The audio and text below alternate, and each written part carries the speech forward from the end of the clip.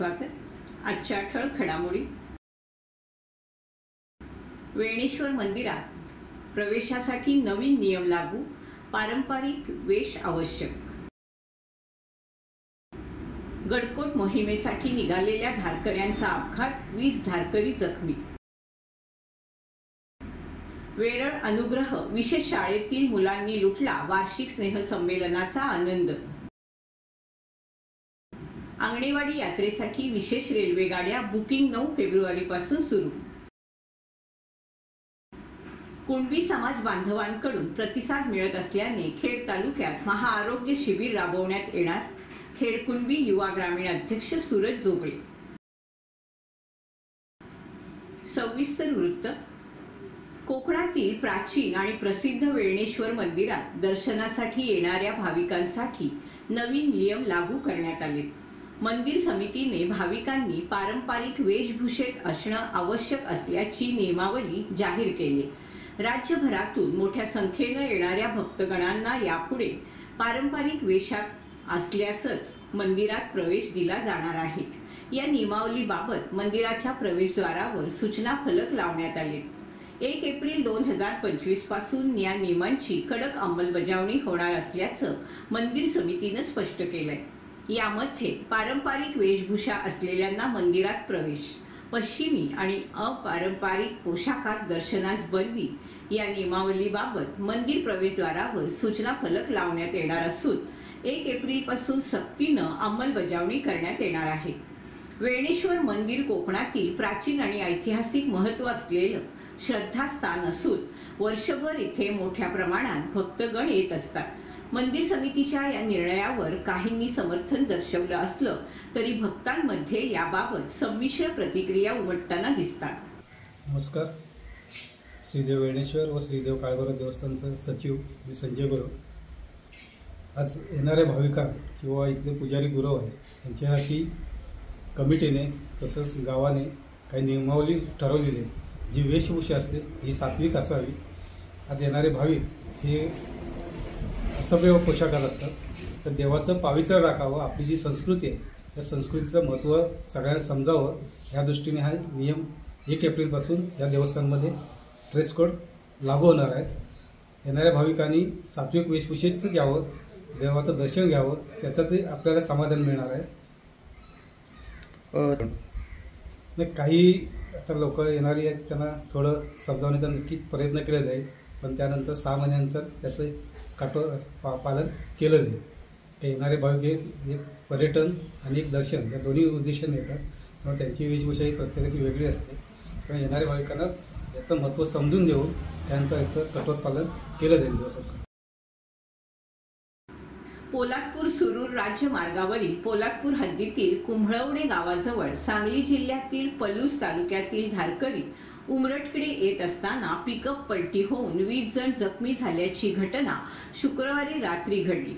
मिळालेल्या माहितीनुसार सांगली जिल्ह्यातील पलूस तालुक्यातील अक्कलखोप गावातील धारकरी नरवीर भूमी उमरट ते किल्ले रायगड गडकोट मोहिमेत सहभागी होण्यासाठी महाबळेश्वर मार्गे पोलादपूरकडे येत असताना पिकअपवरील चालकाचं नियंत्रण सुटल्यामुळे पोलादपूर तालुक्यातील कुंभळवणे गावाजवळ पिकअप पलटी झाल्याने 17 धारकरी जखमी झाले।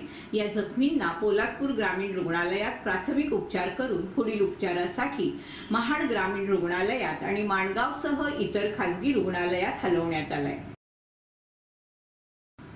महाड तालुक्यातील वरण घाटात माझेरी गावाच्या वळणाजवळ आज 11 वाजण्याच्या सुमारास पिकअप पलटी होऊन अपघात झाला। या अपघातात सुदैवानं कोणतीही जीवितहानी झाली नाही। एक महिला मात्र गंभीर जखमी तर काही जण किरकोळ जखमी झाले। जखमी झालेले सर्व प्रवासी जालन्याहून महाड येथे रमाबाई जयंतीसाठी आले होते। महाड चौदार तळे येथे सकाळी दर्शन घेऊन पुन्हा जालन्याकडे जात असताना वरंद घाटात अपघात झाला। या पिकअप गाडीमध्ये 17 ते 18 प्रवासी होते, यापैकी 2 पुरुष तर इतर सर्व महिला होत्या।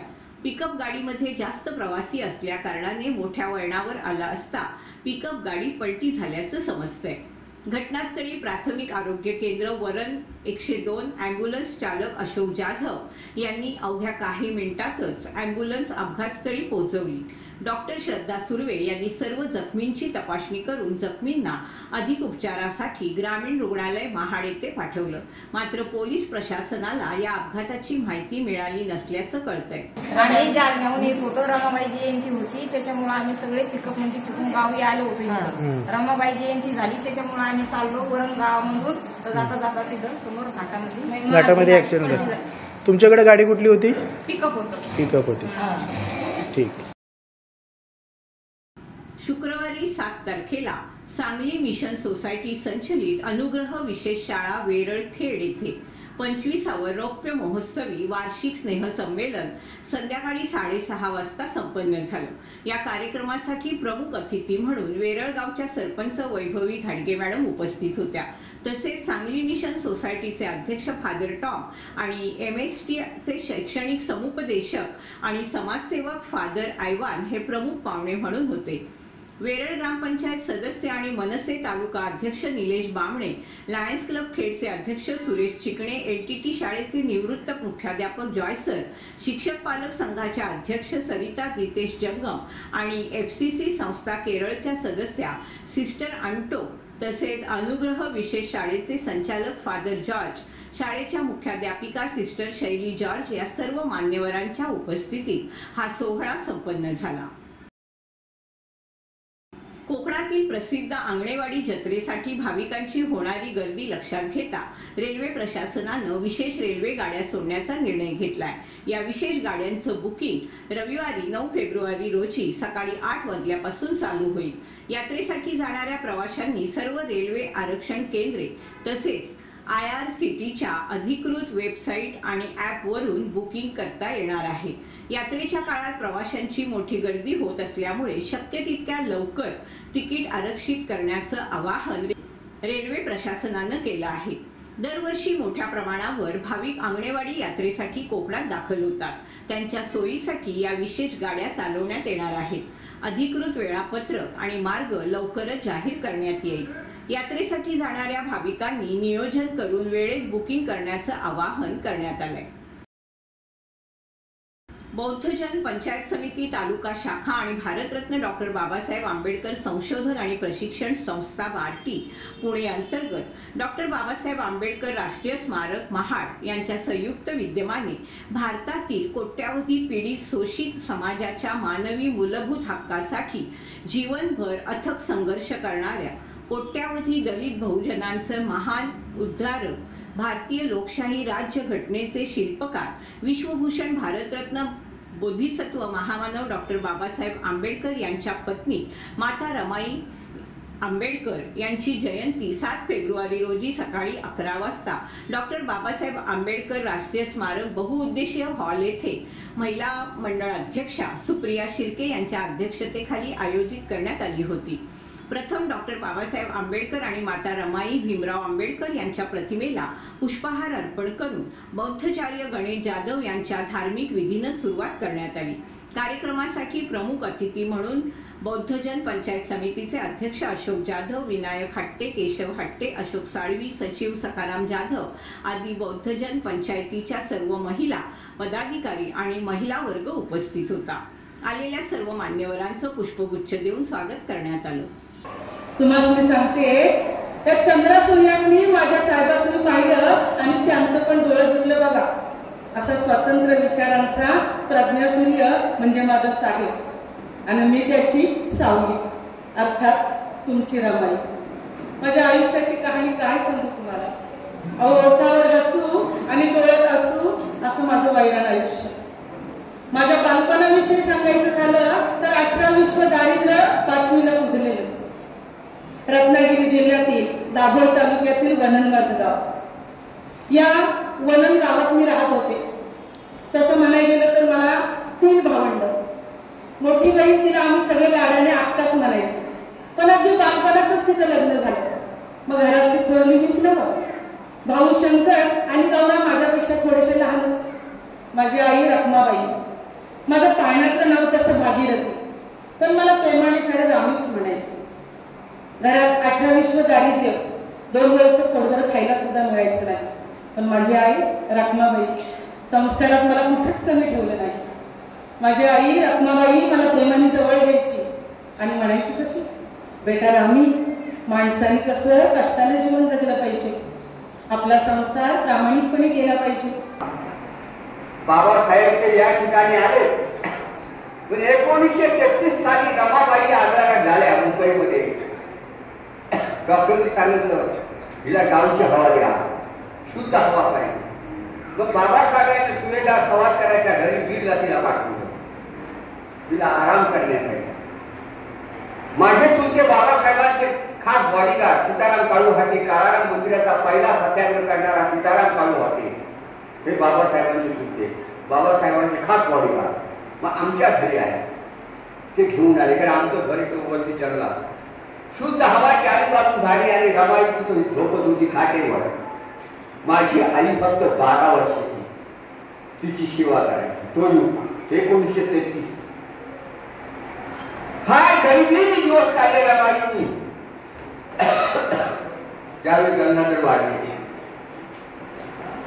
बंधू, त्याला कपन सुद्धा आणायला रमाईकडे पैसे नव्हते, कारण बाबासाहेब इथं नव्हते. मग काय केलं रमाईंनी, आपली साडी पाहिली आणि त्याच्यात गुंडळलं आणि स्मशानात. त्यावेळी गरिबी काय, भयानक अशी गरिबी. रमाईच्या बाजूनी चारी बाजूनी गरिबी फिरत होती. मला एक कविता आठवली, कशी होती त्यांची गरिबी, कविता आठवली म्हणून होतो. आणि समुद्राच्या लाटापरी हेलकावे खाणारे होते तिचे जीवन. समुद्राच्या लाटापरी हेलकावे खाणारे तिचे होते जीवन. अरे काळ्या कुंट ढगामध्ये बिजलीसारखं गडगडत होतं तिचं जीवन, गडगडत. निंदेचे भय पहा, जीवन कसं होतं. निंदेचे भय, मोहाची भीती, पवित्राची चिंता आणि पापाचा तिरस्कार. आणि याला काय जीवन म्हणतात, याला काय जीवन म्हणतात. संशयाच्या डबक्यात साचलेले, संशयाच्या डबक्यात साचलेले, शंका कुशंकाच्या खांड्यात भरल्यासारखं गडगड फिरणारं कुचकं सडकं, त्याला काय जीवन म्हणतात. जे कधी तिचं जीवन वाहिलं नाही, निशंक, तिचं जीवन कधीच वाहिलं नाही निशंकपणे. तिथे आपलं जापान, अरे इथे नागसीचा मेळ झाला. अशा या असंख्य आठवड्यातून वाट काढून जाईपर्यंत माझ्या रामाच्या जीवनातलं पाणी सारे झुरून जात, सारे झुरून जात. खेड तालुक्यातील ICICI कॉलेज खोंडे तसेच सुमन अपार्टमेंट यांच्या मागील भागात रात्री 9 वाजता मोठ्या प्रमाणावर वणवा लागल्याची घटना घडली. आगीनं रौद्ररूप धारण केल्याने परिसरात भीतीचं वातावरण निर्माण झालं. मात्र खेड नगर परिषद अग्निशमन विभागाच्या कर्मचाऱ्यांनी वेळीच धाव घेऊन आग नियंत्रणात आणली आणि घराकडे येणारी आग विझवून मोठी दुर्घटना टाळली. या महत्वाच्या बचाव कार्यात खेड नगर परिषद अग्निशमन विभागाचे कर्मचारी श्याम देवळेकर, फायरमन दीपक देवळेकर, फायरमन जयेश पवार, सहाय्यक फायरमन प्रणय रसाळ, विद्याधन पवार, वाहन चालक गजानन जाधव, मदतीस बुराण टाके, सूरज शिगवण आणि स्थानिकांच्या तत्परतेमुळे आगीचा फैलाव रोखण्यात आला आणि नागरिकांची घरं वाचवण्यात यश आलं. खेड नगर परिषद अग्निशमन विभागाच्या या कार्याची सर्वत्र प्रशंसा होती. श्रीमान चंदूलाल शेठ हायस्कूलमध्ये महाराष्ट्र राज्य शिक्षण क्रांती संघटनेतर्फे गुरुसखा रामनाथ दादा मोते स्मृती पुरस्कार कार्यक्रमाचं आयोजन आणि रत्नागिरी जिल्हा मेळावा आयोजित करण्यात आला होता. या मेळाव्यात जिल्हा गुणीजन शिक्षक पुरस्कार देण्यात आले. सहजीवन शिक्षण संस्थेचे कार्याध्यक्ष मंगेशभाई गुटाला, प्रशालेचे चेअरमन राजेश गुटाला, शिक्षण क्रांती संघटनेचे राज्य अध्यक्ष सुधीर घागस, उपाध्यक्ष उत्तम कांबळे, कोकण विभाग अध्यक्ष रमेश जाधव यावेळी उपस्थित होते. या मान्यवरांच्या उपस्थितीत जिल्हा गुणीजन पुरस्कार देण्यात आला. यामध्ये राजापूरचे रमेश एकळ, पल्लवी सावंत, लांजामधून काशीराम चव्हाण, मधुरा सिनकर, रत्नागिरीमधून राहुल कांबळे, नेत्रा राजे शिर्के, संगमेश्वरमधून रवींद्र बंडागळे, मीना कोळपे, चिपळूणमधून मंदार सुर्वे, उज्ज्वला लोखंडे, गुहागरमधून संदीप रामाने, सोनाली हळदणकर, खेडमधून अनिल जाधव, सविता मोरे, दापोलीमधून दिलीप मुरुडकर, भक्ती सावंत, मंडणगडमधून आबासाहेब भुलगे, विनया नाटेकर यांना पुरस्कार देण्यात आले. राज्य अध्यक्ष सुधीर घागस यांनी मेळाव्याला संबोधित केलं। सहजीवन शिक्षण संस्थेचे कार्याध्यक्ष मंगेश भाई बुटाला, चेअरमन राजेश बुटाला, राज्य उपाध्यक्ष उत्तम कांबळे यांनी आपलं मनोगत व्यक्त करून पुरस्कार प्राप्त शिक्षकांचं अभिनंदन केलं आणि शुभेच्छा दिल्या। शहाबुद्दीन परकार, रत्नाकर विसाळ, शशी शेखर आटले, अरविंद सूर्यवंशी यांना सेवानिवृत्त कर्मचारी विशेष कार्य पुरस्कार देण्यात आला, तर उदय कांबळे, मिलिंद विखारे यांना संघटना विशेष कार्य पुरस्कार देऊन मान्यवरांच्या हस्ते गौरवण्यात आलं।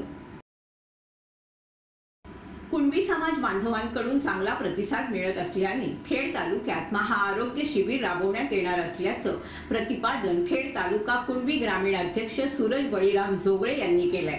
कुणबी समाजोन्नती संघ मुंबई तालुका शाखा खेड संलग्न कुणबी युवा ग्रामीण यांच्या संकल्पनेतून दिनांक 7 फेब्रुवारी रोजी धामणन गावचे सुपुत्र ग्रामीण युवा सचिव मच्छिंद्रनाथ मांजरेकर यांच्या सहविचारानं आणि युवा लोटे गणाचे अध्यक्ष डॉक्टर मच्छिंद्र गोवळकर यांच्या सहकार्यानं तालुक्यातील काडवली झगडेवाडी येथील श्री विठ्ठल रखुमाई मंदिरामध्ये अखंड हरिनाम सप्ताहाचं औचित्य साधून MES Parshuram hospital and research centre Ghanekhunt Lote यांच्या वतीने मोफत महाआरोग्य शिबिर राबवण्यात आलं। यावेळी वाडी अध्यक्ष शरद खाडे, मारुती पड्याळ, चव्हाण, महाडिक आणि माजी पंचायत समिती आणि जिल्हा परिषद सदस्य कृष्णाजी लांबे यांनी सूत्रसंचालन करत डॉक्टर, त्यांचे सहकारी आणि कुणबी युवा ग्रामीण कुणबी समाजोन्नती संघ ग्रामीणचे सर्व उपस्थित पदाधिकारी आणि शिक्षकांचे शाब्दिक स्वागत करून कार्यक्रमाची सुरुवात केली। सर्व मान्यवरांना शाल, श्रीफळ आणि पुष्पगुच्छ देऊन सन्मानित करण्यात आलं। त्यानंतर उपस्थित ग्रामस्थ, विद्यार्थी वर्ग यांना मार्गदर्शन करताना ग्रामीण युवा अध्यक्ष सूरज जोगळे यांनी आरोग्य फार महत्त्वाचं आहे आणि त्याच काळजीपोटी आम्हा युवा कार्यकारिणीला एक संधी उपलब्ध करून दिली, त्यामुळे हे आरोग्य शिबिर राबवता आलं। या शिबिरासाठी कुणबी युवा सचिव मच्छिंद्रनाथ मांजरेकर यांनी खूप परिश्रम घेतले हे न विसरता सांगितलं। ग्रामस्थांकडून मोठा प्रतिसाद मिळाल्यामुळे अशी शिबिरं संपूर्ण खेड तालुक्यात राबवण्यात येतील असं देखील सांगितलं। या महाआरोग्य शिबिराच्या वेळी कुणबी समाजोन्नती संघ शाखा खेड ग्रामीण तालुक्याचे खजिनदार सुधीर वैरा, जिल्हा परिषद गट धामणदेवी विभागाचे अध्यक्ष संजय साळवी, जिल्हा परिषद गट लोटे विभागाचे सचिव सुभाष हुमणे, ग्रामीण युवा कमिटी जिल्हा परिषद गट दयाळ विभागाचे सचिव सूरज कानार, जिल्हा परिषद गट भडगाव विभागाचे अध्यक्ष मंदार शिर्के आदी उपस्थित होते। हे महाआरोग्य शिबिराला MES Parshuram hospital and research centre Ghanekhunt लोटेचे तज्ञ doctor, surgeon doctor Yogesh Borle, physician doctor Anmol Velvalkar, स्त्रीरोग तज्ञ डॉक्टर मुग्धा वेलवलकर, नेत्ररोग तज्ञ डॉक्टर प्रवीण माने, पंचकर्म चिकित्सक डॉक्टर नैनेश पांचाळ, PRO सुष्मिता पाटील तसेच विद्यार्थी आणि सर्व कर्मचारी आणि पदाधिकारी यांनी मोलाचं सहकार्य करून हे समाज उपयोगी शिबिर उत्कृष्टपणे पार पाडलं। तालुक्यातील समाज बांधवांनी या स्तुत्य उपक्रमाचं कौतुक करून अशी आरोग्य शिबिरं तालुक्यातील प्रत्येक गणामध्ये सक्षमतेने पार पाडावीत अशा शुभेच्छा दिल्या।